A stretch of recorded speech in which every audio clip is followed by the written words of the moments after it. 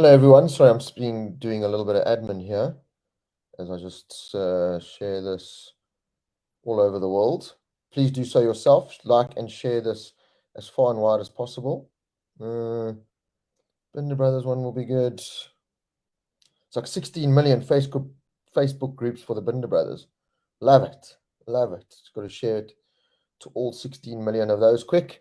So there we go. That's done. Hello, ladies and gentlemen, and welcome to this very special edition of Talking MotoGP. I think you could call it. We are going to be talking to the superstar that is Darryn Binder, of course, talking about his MotoGP season, how he found it in his first season, the ups, the downs, and then something we've all wanted to know is, how his first couple of Moto2 tests have gone. There's not been a lot of information out there about it. We spoke to Simon Crayfar the other night. Not even he knew much about it. So that just shows you how under wraps it is. Chris Zeely, Sean and Ronnie. Good. Sean and Ronnie, how are you doing? Haven't seen you guys for a while. My MotoGP paddock mates. Michael Voldo with I still haven't got his surname right. Luca Jefferson. Hello, all you beautiful people. MRW and DB15. Got to get used to this hashtag DB15 now. Dylan Thomas, how's it, Uncle Rob? Super excited for this one. Richard Walker, Daniel, I can never say the surname either. Stan Duha. How's it, Uncle Rob and Daz from a cold UK? Yes, as you can hear, I'm all stuffy. I had to walk 2 miles now in soaking rain to get here in time for this interview. So now I'm soaking wet from the bloody rain in this country. It bloody rains all time in this place. Shane Foley, evening, Rob. Richard Grimmett, Brandon Doyle, Nicole Bread, Daryl Holmes, Kevin Alexander, Renee Solomon, Carl James, Michael McDougall, Eugene O'Brien, Carlos Nugas. Good night, Rob.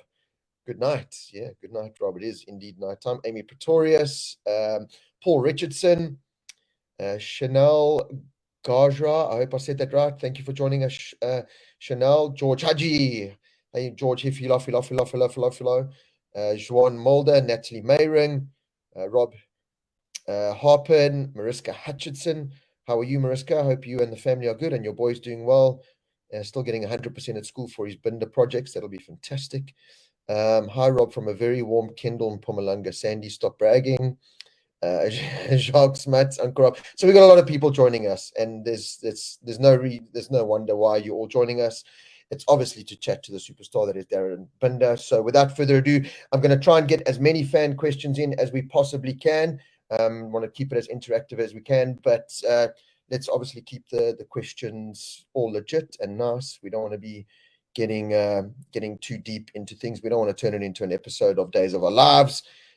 Mickey Teal, good evening, Rob. Greetings from my grandson, Liam Townsend, and myself. We've been waiting the whole day for 8 o'clock. Thank you for setting up this chat with Daz. The big thank you has to go to Daz for taking the time out. He's literally been flying all over the place and doing stuff. So, yeah, always a big thank you to him. But Mickey, always great to have you and your grandson. Liam, how are you? Hope you are well, my bad. Mario Madeira, all the way from Portugal. So, yeah, we've got a nice international vibe. But ladies and gentlemen, as I just scroll through here, without further ado, let me introduce to you the superstar. The absolute superstar that is Darryn. Uncle Rob. What you say, Daz? How you doing, man? What's happening? All good, my side. How are you? Yeah, I'm all good, thank you. It looks like it's a little bit cold. I never thought I'd say this, but it looks like it's a little bit colder your side than it is here, my side in the UK. Yeah, I'm back here in Andorra now, and I was welcomed by a nice little bit of snow yesterday. I was in full panic mode, trying to get snow tires for my car and everything. Luckily, Simon Crayfar actually helped me out. I got it all sorted, and woke up this morning and there's nothing. It's gone. The sun was shining and it all disappeared. So panic for nothing. Gee, that's incredible. I mean, I saw the picture that the beautiful Zan, of course, your better half there, posted up, and it was just luminous white everywhere. Now you say it's sunshine. Yeah, today it was sunshine again and it all disappeared, but I'm sure it'll be back pretty soon. It's still freezing cold and yeah, not enjoying it. Well, we've made the move over to the UK now, and Trey, my 6-year-old, seems to think, because we kind of just said, in England, it's Christmas, trying to sell the whole England move to him. So now he expects snow. He thinks Father Christmas is British and has a British accent.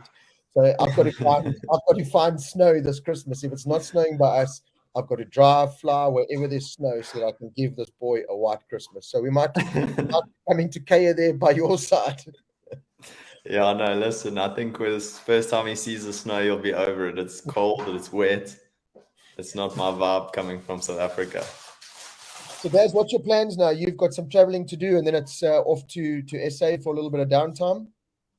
Yeah, so I just finished up all the testing after the last race, and I've got the team launch, which is this Friday. So heading off to Germany tomorrow for that, and then yeah, I've got some more things to finish up here in Andorra before I get to go home, and yeah, go home in December and spend a little bit of downtime with the family, chill out a bit, and enjoy the summer. Yeah, I'm sure you're going to enjoy the sunshine. There's no doubt about that. Yeah, we'll keep you all updated on the Motor Rider World Facebook page. We'll get the live link for the launch of Darren's new Moto2 team. So yeah, excited for that. Can't wait to see the new colors. Daz's big, nice white smile, sponsored by Colgate or Aquafresh.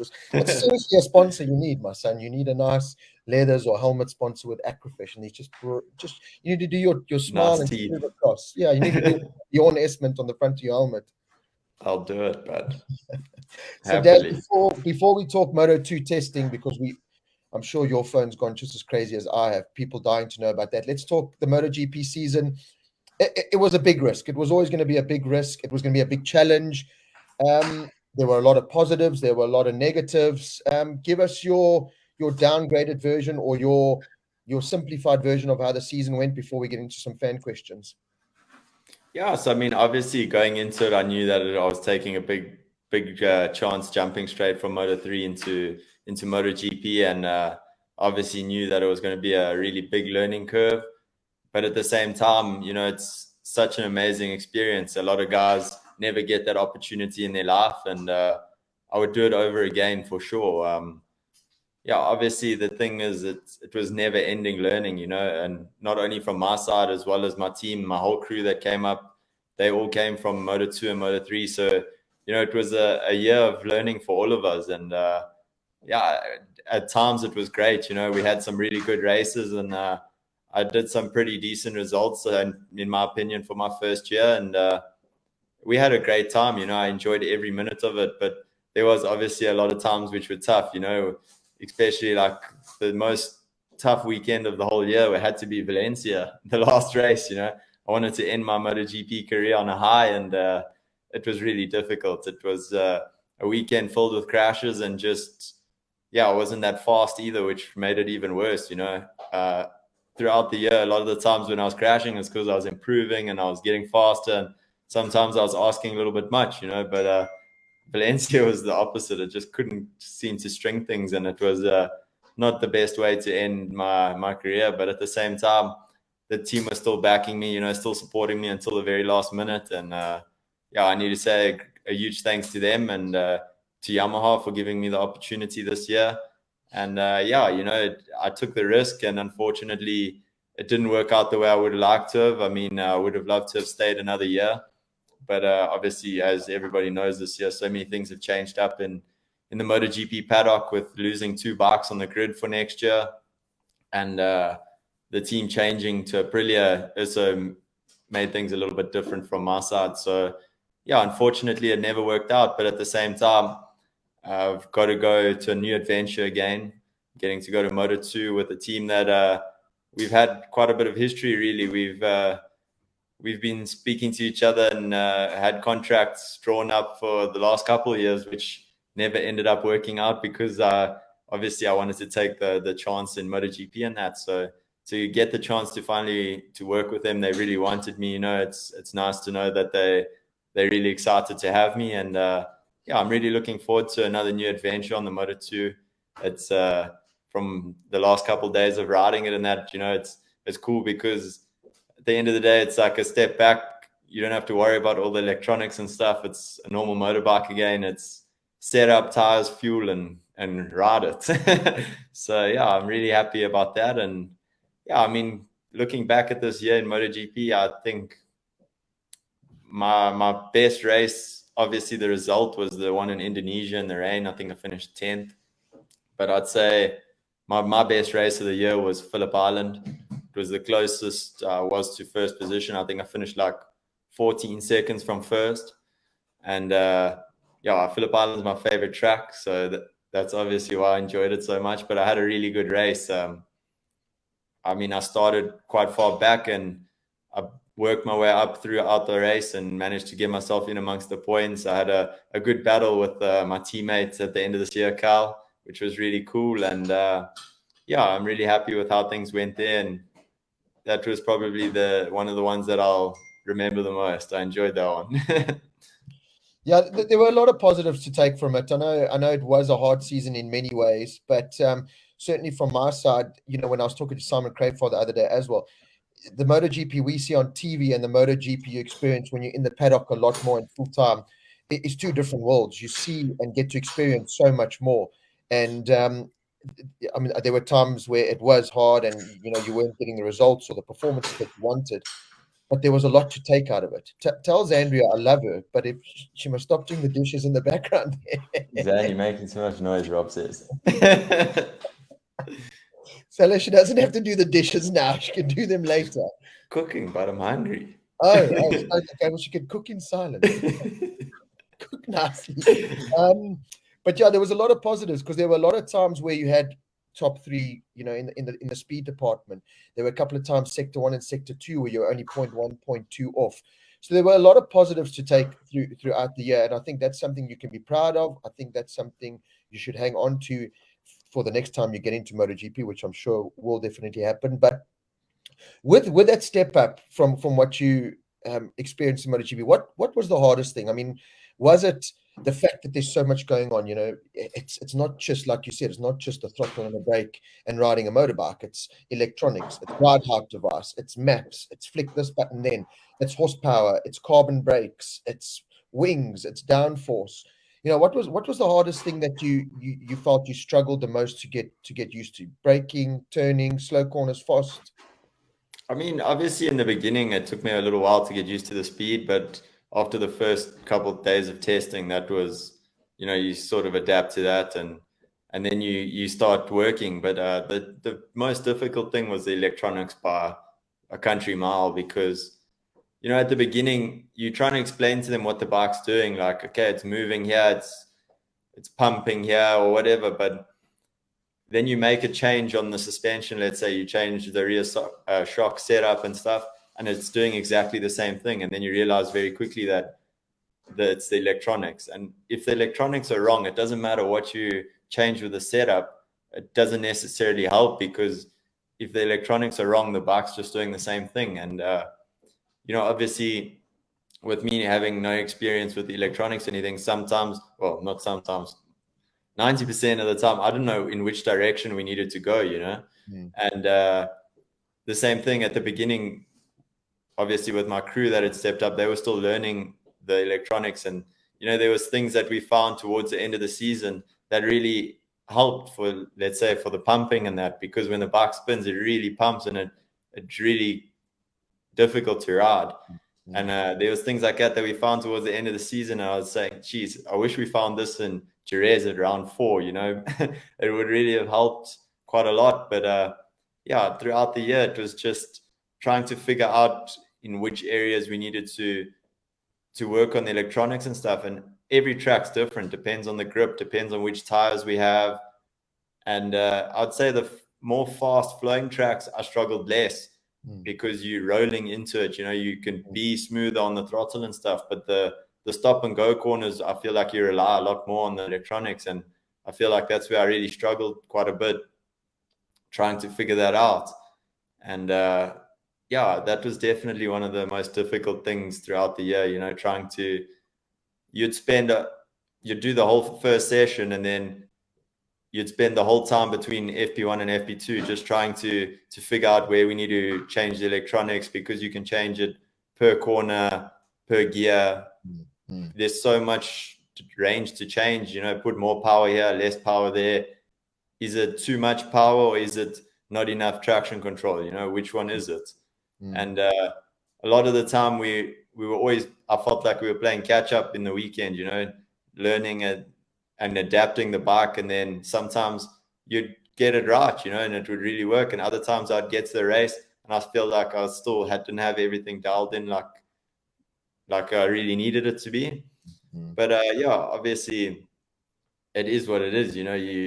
That's part of your rookie season. You've got to learn, and yeah, it was a big learning curve for sure. But like I said, in certain tracks, our base that we started with was a lot closer than other tracks. So things adapt. I was able to focus more on the riding side of things quicker and work a little bit on the bike setup more so than worrying about just getting the electronics and stuff right. So yeah, a lot of the time, like even during tests and stuff, we would plan these test days and you'd think, okay, cool, we're just going to try different setups to find the way. But you spend the whole day playing with the different electronics, different throttle maps and all kinds of things like that to find what works best for you. And then you think, okay, I've got it dialed. You get to the next track and the grip's completely different and things don't work out the same. So yeah, a lot of the time it was a bit tricky like that. But yeah, I mean, I've learned a lot, and at least whatever I learned this year, it'll stick with me forever. I'll remember all of the things that I learned over the year, and at least I don't have to worry about traction control next year.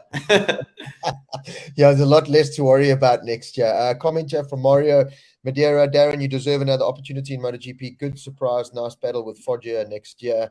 And then we're going to go to, yeah, you're going to reignite that Foggia battle. That's going to be very interesting. Richard Grimmett is a first question here. Daz, what is your biggest regret in MotoGP? What's the one thing you really wanted to happen that didn't? Yeah, I mean, I don't know. It's difficult to say. I haven't really ever thought about it, to be quite honest. Yeah, it's difficult. On one hand, I wish that when I went up, that I had guys that had more experience in MotoGP. Yeah, I feel like that would have helped me to maybe adapt a bit quicker. But at the same time, I'm not taking anything away from the guys that I had. I feel like they did a great job and they learned with me. And at the end, we were getting things right now and then. So obviously it's easy to say, but maybe it would have been the same. Obviously I still had to learn all these things. So yeah, I mean, from that side, maybe, but other than that, I just wish I was faster. Listen, you were fast. I mean, I think the speed was there. As you said, it was just hard most weekends, or some weekends particularly, just to put it all together. Like I said, there were times where, I'd be standing in the box with Zandria, and there would be these moments where he's only 0.1 off in sector one. This is off the fastest guys in the world with more experience on Ducatis, Aprilias, whatever they are, and this guy's 0.1, sector 2.2, and then it just at times just didn't come together.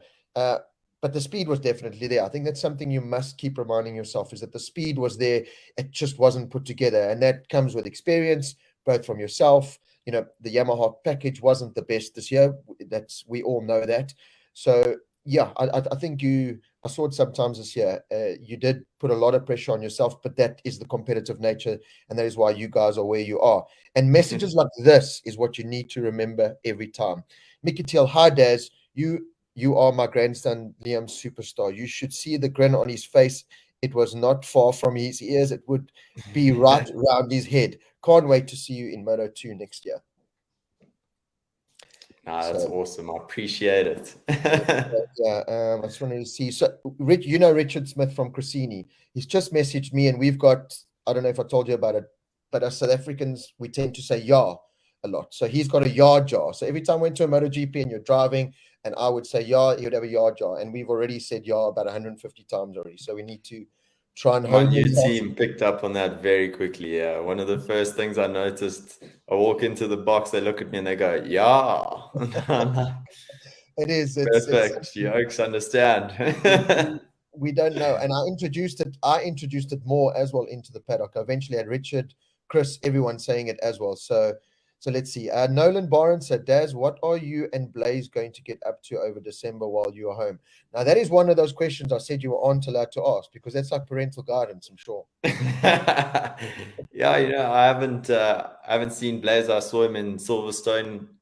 He came over for the race, so haven't seen him for a while. And yeah, we've got plans. I'm going to see him when I get home. he's coming to visit for a couple of days. So I don't know.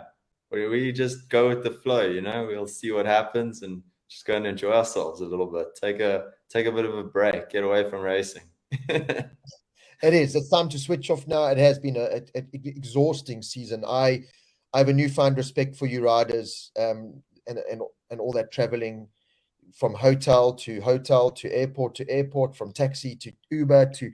It is a lot. It's a fantastic dream, and it's everyone's dream. And I got to live a piece of that this year. Would I want to do it full time? If I was younger, probably, certainly, but there's a lot that goes into it. It's exhausting.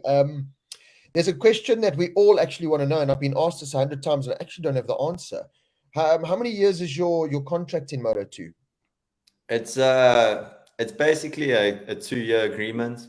I have got the option to get out if I get another opportunity to step up to MotoGP again.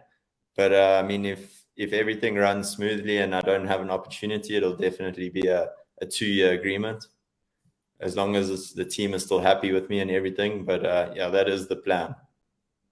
Oh, no, that's nice. It must be nice having. I remember when the kind of news broke that you had signed for the team. It was brilliant. You were happy. It was nice to have that.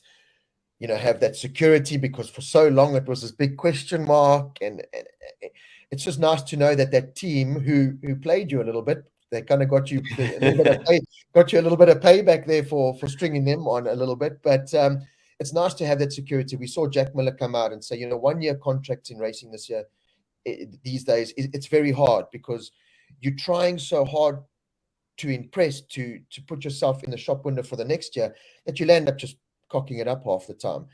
Jack proved that when he signed his KTM contract 2-year deal, he was a different rider. You couldn't keep him off the podium. So it must be really nice knowing that the next 2 seasons, regardless of what happens, you've got the security in what is a fantastic, fantastic team. No, 100%. I'm really happy, and yeah, it makes a difference. You definitely behave a bit different when you're worried about things and when you're thinking about things, even though when you're riding and stuff, you're not really, but it always shows in some way, So yeah, it's definitely good to have that little bit of cushion behind you, and it makes you a little bit more calm, cool, and collected. And yeah, it's also nice to be able to work with the same people for more than a year, because really by the end of the year, you're only really starting to get to know people really well, and they're really starting to understand you well. And that was a thing in MotoGP.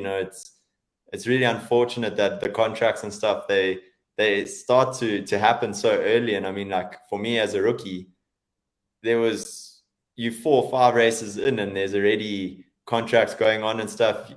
You're still learning. You haven't even found your feet yet, and you're already starting to worry about what's going to happen. But yeah, it is what it is. It's the same for everybody, unfortunately. And like I said, I'll definitely take the risk again, because at the end of the day, I got to ride a MotoGP bike for a year, and I really loved it. I mean, there's nothing you can compare a MotoGP bike to. I rolled out in Valencia now, it must be about 2 weeks ago, for the first time on the Moto2. And yeah, I can tell you that the first couple of laps, I was like, geez, is this it?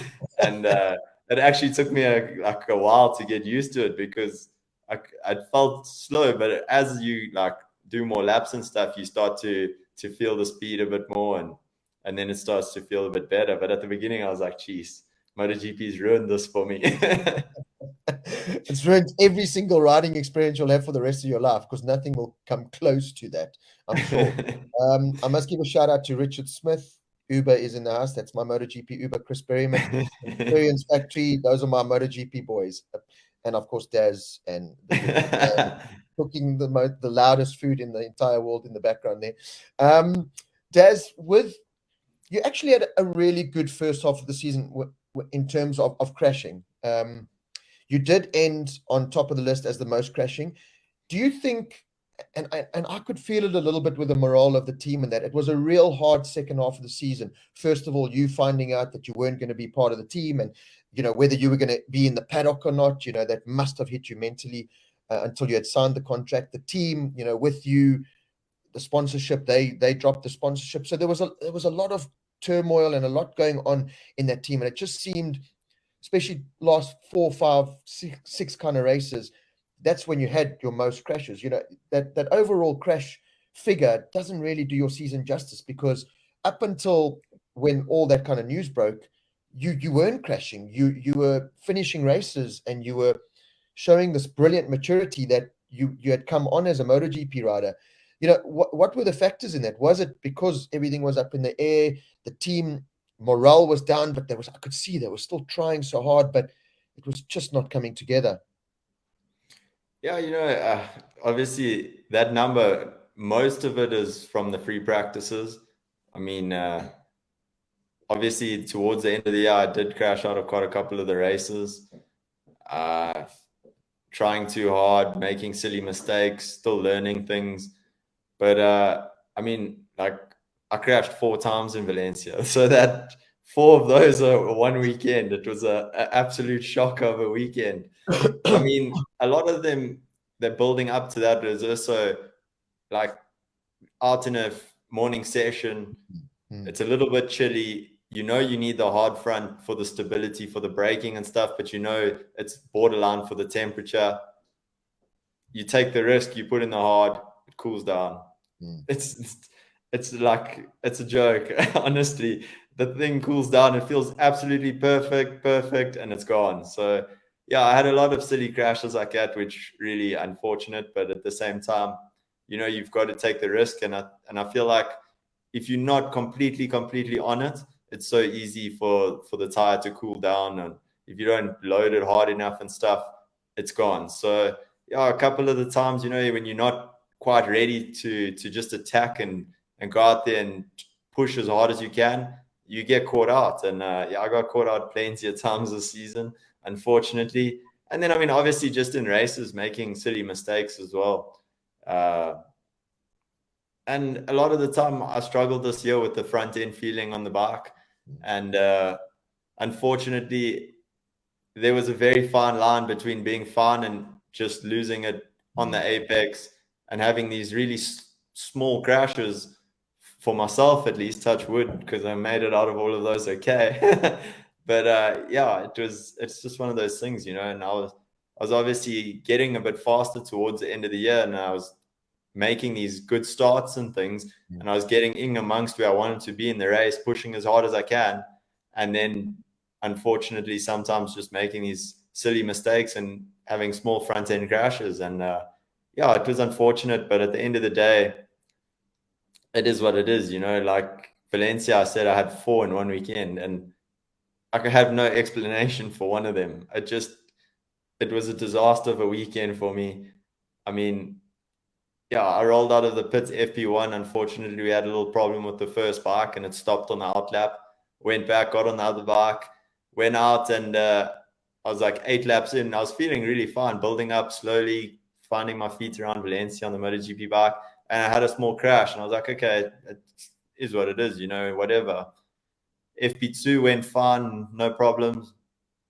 FP3, there was a red flag on the outlap. So rode to the box, stopped outside the box. They were wheeling the bike in, it went green. So they just wheeled it straight back out. We started it, I jumped on it. And my in-lap off from the red flag, I rode too slow.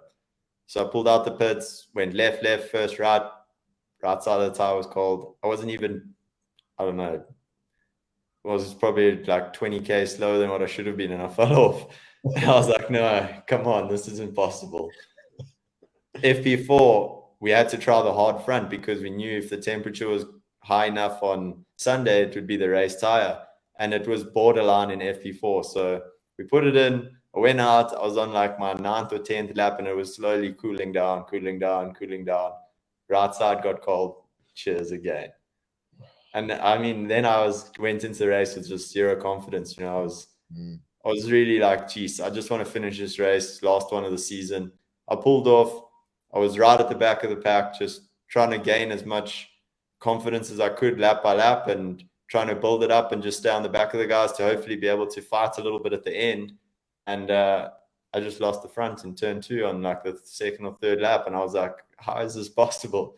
It was just an absolute disaster of a weekend. And yeah, I really got no explanation for it. So those ones that really sucked. And I mean, those type of crashes, they were the majority of them. And I really, it really sucks that that's how it was. But there was ones obviously where I knew I'd made mistakes myself, like qualifying in Malaysia. I went out and I'd done a good FP3 and a good FP4, and I was like, okay, I'm ready for this quali. I was coming off Phillip Island where I felt really good, and had a nice group of guys in front of me, and I was catching them, and I'm like, yes, I'm feeling this. I'm on a flyer here. And then I obviously just pushed a little bit too hard, asked a little bit too much, and had a small crash. So those type of ones, it is what it is. It's my fault, but there was a lot this year where I was like, I couldn't believe it happened. And that's just part of the MotoGP game, I guess. Those tires, they very temperamental, I guess you could say. They only work in specific temperatures, and if you're not really riding hard enough, or if you stop and you go again and your outlap's too slow or something, they really cool down and stuff, and it's terrible. And it happens time and time again, but you think you're doing the right thing, you think you're going fast enough, and sometimes you're just not, or you don't push hard enough, and that's just what happens. So yeah, that side of the MotoGP was very difficult this year, and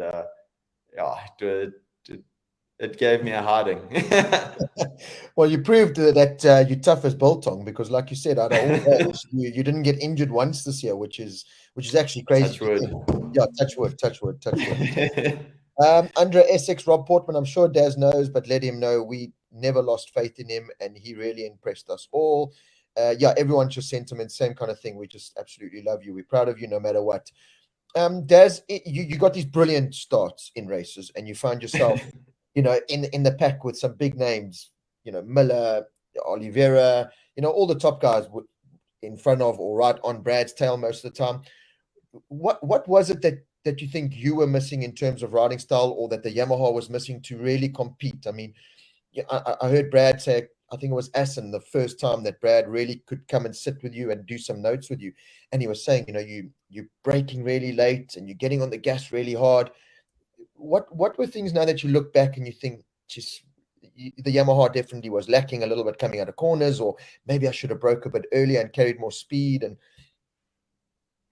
yeah, honestly, when I look back now, the thing that I really feel like I was missing the most was front end feeling. I mean, obviously it's very different from Moto3, but my whole career I've always been really good on the brakes. I've always set my bike up so that I have a really good front end feeling. And I mean, even riding the Moto2 for the first time, it's the first thing that I really focused on, was getting the front feeling good. And as soon as it felt good, that was it. I was a happy man, and I could just go out and ride and improve. And it gave me the feedback I was wanting from it, and it really felt good. So this year there was a lot of times where I just didn't have the front feeling I was looking for, and a lot of the time we were struggling to get that. And unfortunately, also with the setup that we were running this year, that I felt not too bad with, we weren't able to use it every track because of the radiator.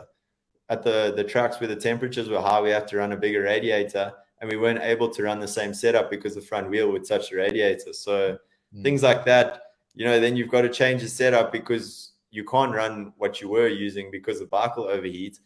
And then it's not what you want, but you have no other option, and we tried a lot of things to compromise for that, and try and find a balance to get it as close to what I wanted as possible. But a lot of the time we weren't able to. And that's one of the things I really felt like I was missing this year, that would have helped me to be a bit faster in that. But it is what it is. There's nothing much you can do about that now, and it is what it was. We got a question here from Singer Leon. Explain what he means by the electronics. Obviously, with MotoGP, I saw a lot of it, not only in your box, but with a lot of riders. Engine braking was a big one, trying to find that balance of getting the bike stopped into a turn, but giving you enough play to let the bike move a bit, not overload the front. So there's the engine braking, there's the traction control, which you can set at every RPM for every gear. I mean, it looks like you're playing Tetris on those screens, those electronic guys. Then there's wheelie control. Then there's, the ride height device. I mean, it really is a lot. And how many times in a race would you have the different map settings to change in between to adjust those settings? Yeah, so on the handlebar, we have the engine brake, the power, and the traction control. And we've got 3 maps in each. And normally at the beginning of the race, you start in 111. And by the end of the race, if the tire drops quite a bit, you normally land up in 333. And that's less engine brake, less power, more traction control. Yeah.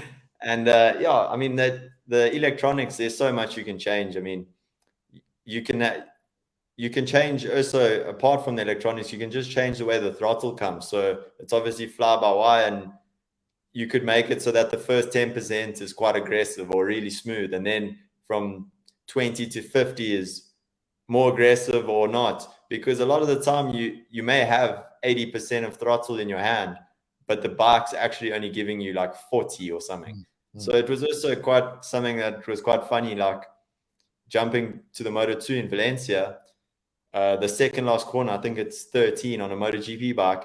It's almost flat out, almost. Yeah. Like you're playing with it, but it's quite close.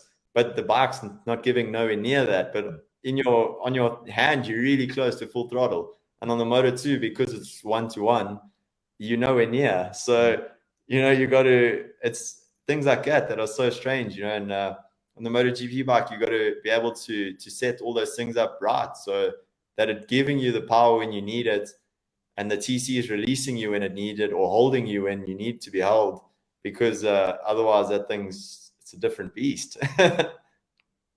Right. Let's talk Moto2. Now, it's a complete different ball game altogether. Obviously, Moto2, you've signed for the Intact team, who made the big call as well now that they are joining forces with Husqvarna, which is obviously part of the KTM group, running in that team. As you said, it's been a team that you've dealt with before. They love you, you love them. It hasn't come together in the past. It's finally come together.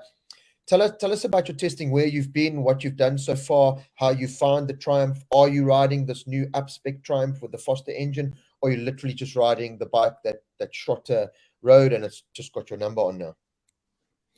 Yeah, so it all started Thursday after the final race in Valencia.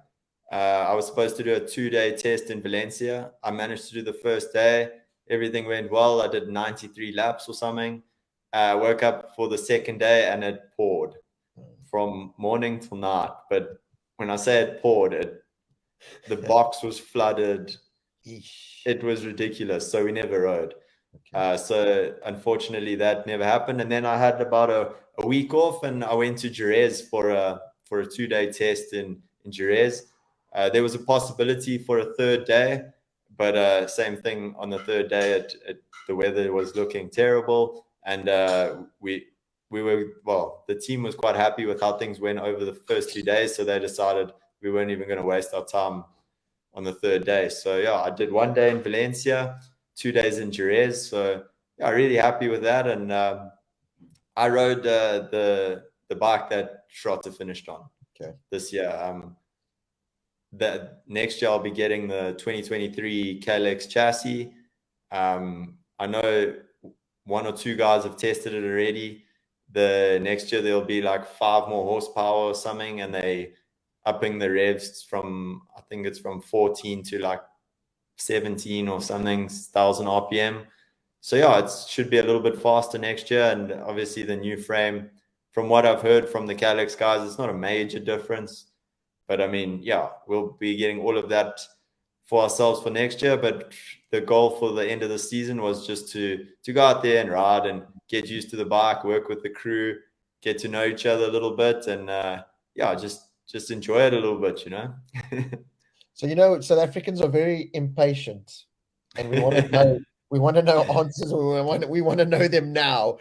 Lap time wise, what can you tell us? I mean, were they competitive? Were you happy? Was it in the ballpark you were hoping for? You said the team were happy, so it sounds like both tests went really well. Yeah, so Valencia, there was the first test. I think there was like 3 or 4 Moto2 guys there, all rookies. It was myself, Garcia. There's a rookie, I think his name's Gomez for VR46. And there was somebody else there. I can't remember. But anyway, there wasn't many of us, and yeah, we went out, and I think the fastest lap from the race was from Cameron Bobier, and I think I was like 1.5 seconds from that on obviously the first day of me riding on the same tires and same bike as what they raced that weekend. I mean, I feel like if we rode the second day, it would have been a complete different story, because already when I got to Jerez, I felt 100 times better. And also the second day in Jerez, just back-to-back days, you make such a step overnight when you just sleep and you think about things, and I don't know, things just click immediately from the next morning. So yeah, that first day was more just doing lots of laps and just getting used to the bike. I mean, the biggest thing for me to get used to, like I said, I managed to get a good feeling from the front quite quickly, and I was quite happy with that. But the biggest thing was to get used to opening the throttle. You know, there's quite a lot less power. The Triumph has a lot of bottom power, so that first touch of throttle, it really feels quite strong. But from 50%, it feels dead. So it's just like understanding that as soon as you've touched it, you've got that feeling. You need to open as hard as you can and get out the corner. And you know, I was obviously quite nervous in the beginning because, you know, I knew, okay, I don't have traction control. I've been riding the traction control this whole year.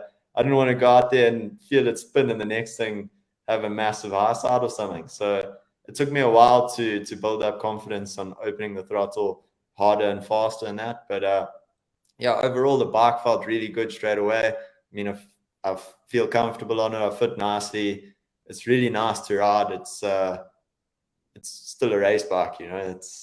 It's not like anything else I've ridden, so I'm really happy about that. And yeah, then we went to Jerez and we did the 2 days there. It was a KTM MotoGP private test. So it was obviously the test riders were there on the MotoGP bikes for the 3 days, and then it was me on the Moto2. There was a Moto3 rookie from Iowa, and they were using some of their days from next year, the Iowa riders. So the first day, the one Onku, the Moto3 rider, he rode, and the second day Acosta rode, and the third day Arenas was supposed to ride, but I know that he only did the morning and that, and he didn't get much further on than that. And yeah, we just went out there, did the first and the second day. Everything went good. Just built up step by step. You know, by the second day, I was able to go out and be at the pace much faster. Like the first day, it was taking me like 4 or 5 laps to get going.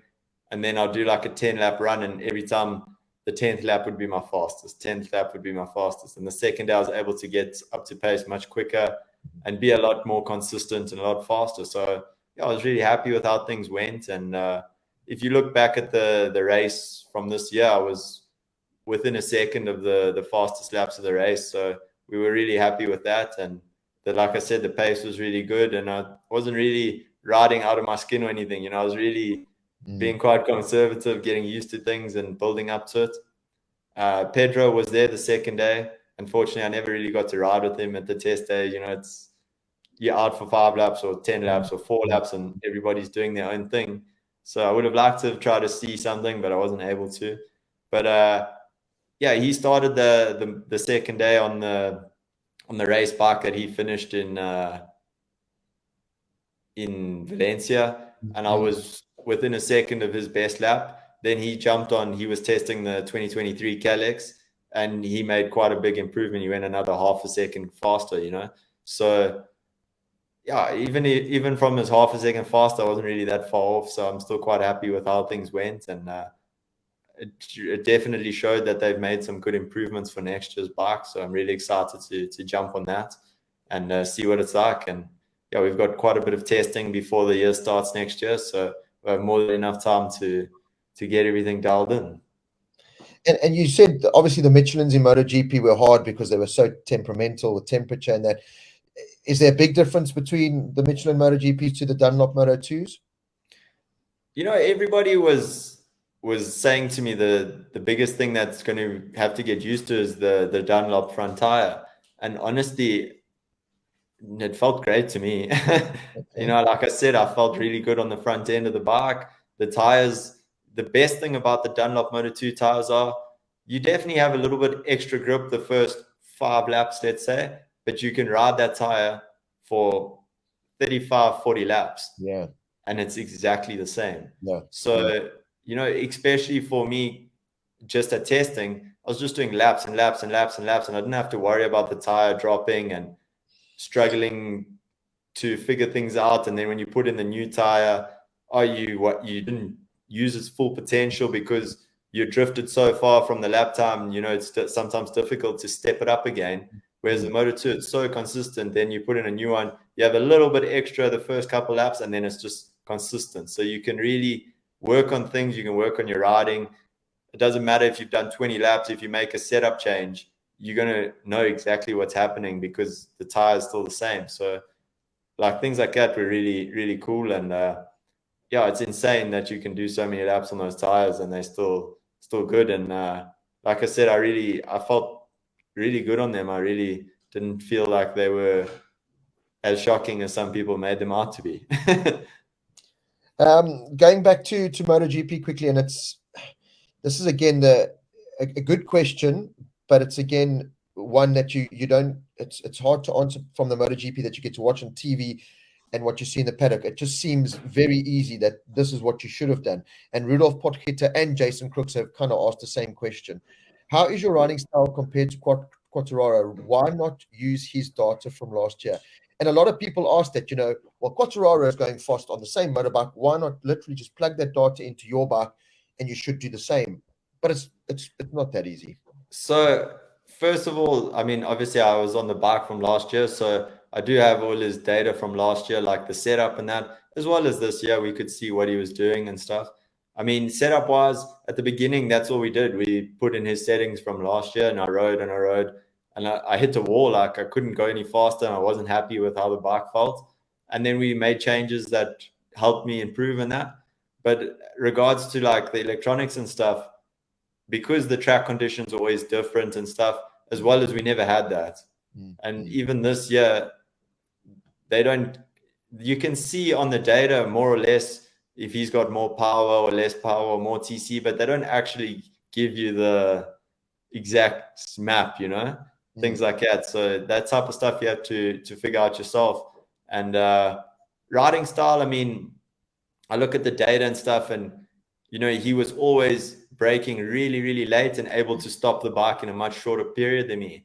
And no matter what I tried, I wasn't able to match what he was doing. And a lot of the time when we couldn't do it, then everyone would just look to the bikes and say, okay, they got much bigger wings this year. It's got to be that. But like I said, I just didn't have the greatest of front end feeling this year, and I really struggled with it. So in my eyes, it was that as well. But yeah, like I said, the bikes are different. Those wings change quite a lot of like how the bike behaves and stuff. And yeah, we try to follow him as much as we could. I mean, we were always looking at his data. He was the Yamaha guy to follow, as well as obviously looking at my teammate and Frankie and that. But yeah, we were always trying to see what he was doing. But it's not just that easy. You can see, okay, he's got power here or less there, and we try and match it, but it's not the same. No, it's not the same. And I had that same kind of sentiment going into my first couple of races in the paddock. Well, it's easy. It's just plug and play type thing. And it's really not. I can't. It's hard to really explain the different worlds from what you see on TV and what you experience. It really is. It's a huge difference. Stephen Berry, just a comment for Daz. After you and Remy were told there were no seats for you guys, your attitude was night and day difference. Well done on being the positive guy who always put a glass half full spin on things.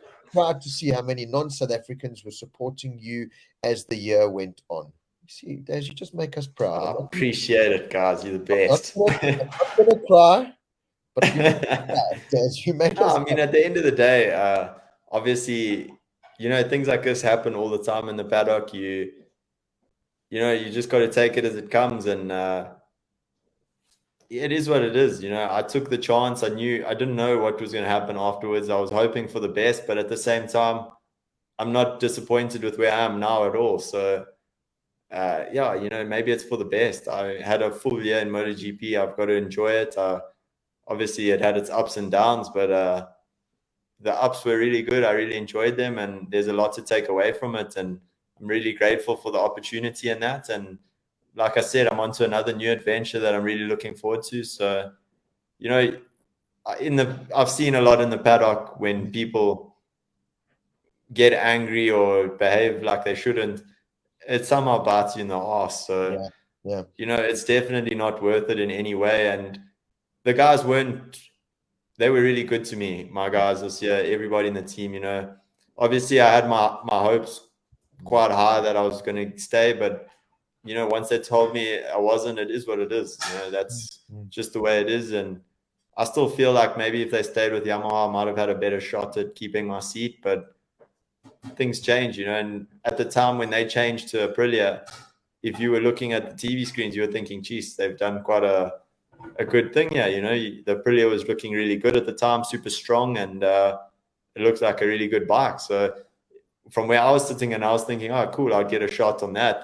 That would be great. So it is what it is, and hopefully one day I do get a shot on it. Yeah, that'll be nice. But I kind of scream those same sentiments. I think you handled it brilliantly because it was tough. It was tough for me as a fanboy, as a journalist being in there, and I want to shout and throw things against the wall. And I think you handled yourself very professionally, and I think you earned a lot of respect from your team, from people in the paddock, because it could have easily have gone the other way, and in some ways you would have been justified to, but you played it right. So well done there. I'm very proud of Blaze Baker because look at this.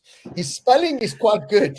His spelling is quite bad for Blaze. That nice smile, the Darryn thing. He puts a capital D for December, but not for my name. Blaze, what's happening? This is what I'm saying. I'm proud. Blaze, I'm proud. You spelled obviously right.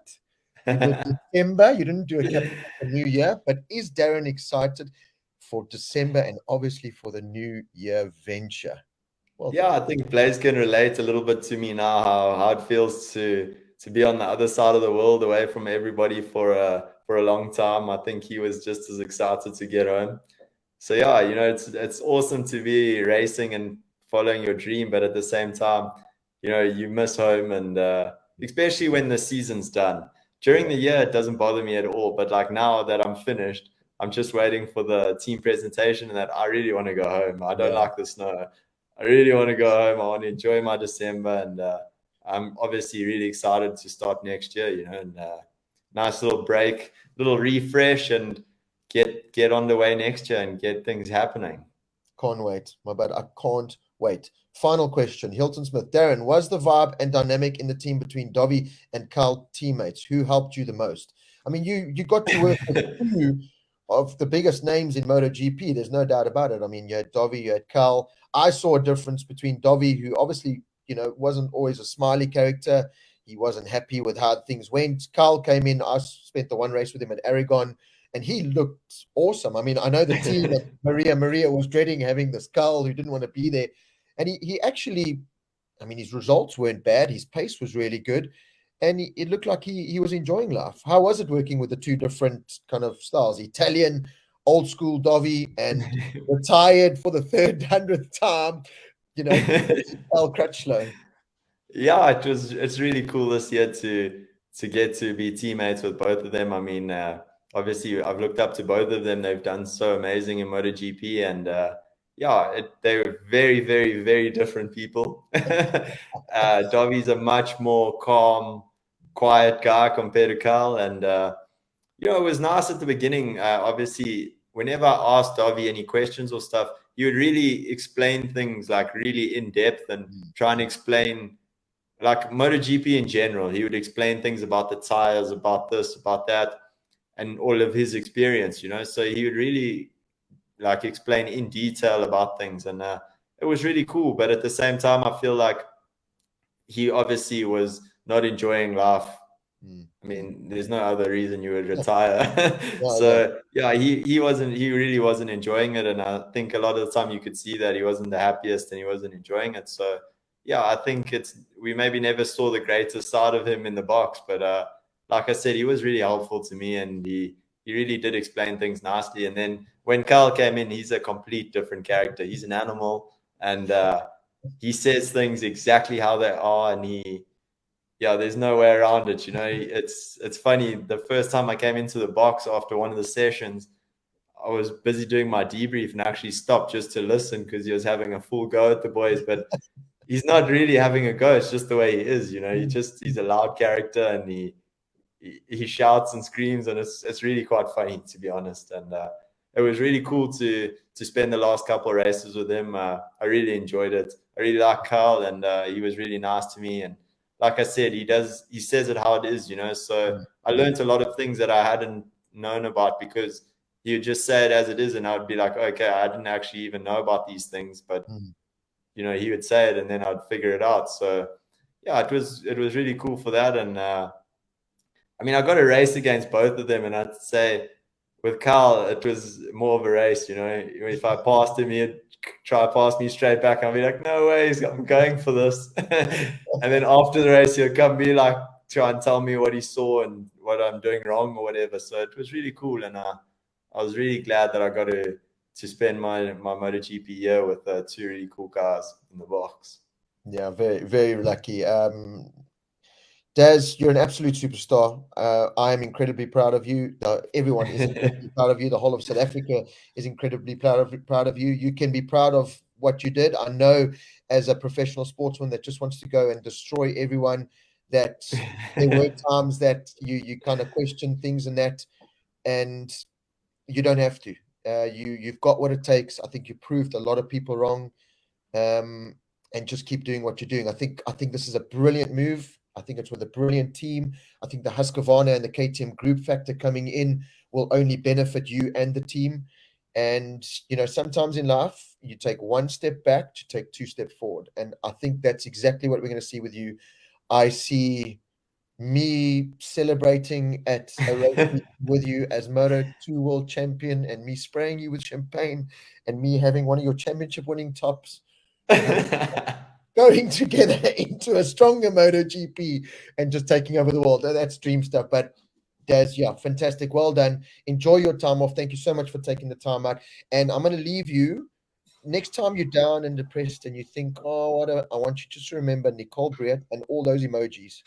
It's awesome, man. No, it's awesome that we have such a good following in South Africa and so much support. I really appreciate it. And yeah, obviously, no matter what happens this side, I'm always trying my best, and I always appreciate everybody's support, and it goes a long way. And I'm looking forward to next year. I'm hoping we can have a good, solid year, and yeah, it'll be good to be fighting up front again. I had some good battles this year, although they might not have been on TV. Nothing's changed.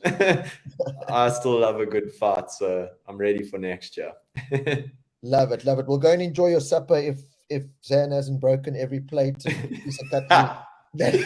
She's standing there giving me the eyes. She's waiting for us to get off this call. Yeah, so thank you, Zan. Thank you for letting us have your man for the time, and thank you, Zan. Zan was my MotoGP partner in many ways throughout the season. That was great having her. And you guys, yeah, enjoy your time off, and we'll hopefully stay in touch early next year once you've done some more testing in that.